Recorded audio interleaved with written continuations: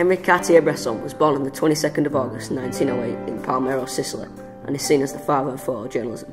At a young age, he had a passion for painting rather than a photographer, but a photograph taken by Mine Munkaski showing 3 African boys running into a lake inspired him to take up photography.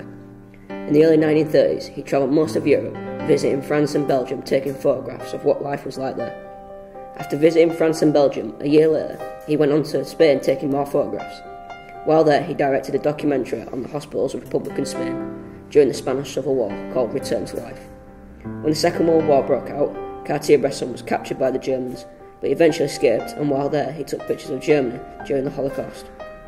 After the Second World War ended, Cartier-Bresson travelled to the US to work on his posthumous exhibition, which was proposed by the Museum of Modern Art in New York at a time when Cartier-Bresson was thought to have been killed in the war. A year later, he and fellow photojournalists Robert Capa, David Seymour, William van der Wert and George Roger founded the Magnum Agency, which brought photojournalists together. During the early 50s, Cartier-Bresson's first book, Images à la Salvaire, was published. The book featured over 100 photos from his travels. After Images à la Salvaire became a success, 3 years later Cartier-Bresson's second book was published, which was called Les Europeans, which showed many photos of his time around Europe.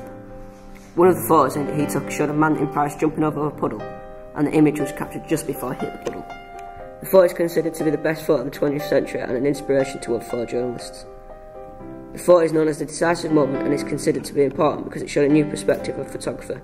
It showed that moments like that can be captured on camera. I think the narrative behind this photo is that the man jumping over the puddle was just enjoying his day. After his first 2 books became successes, he returned to Mexico in the 60s and he took more photographs of the country. Also during the 60s, he visited Germany and took many photos of the Berlin Wall. After his visit to Berlin, he started to turn away from photography and decided to take up his childhood passion of painting. At the age of 92, his family set up a foundation to preserve his work. 4 years later, Henri Cartier-Bresson died at the age of 95 in Montjustin, France. No cause of death was announced. Henri Cartier-Bresson spent over 3 decades on assignments for Life magazine.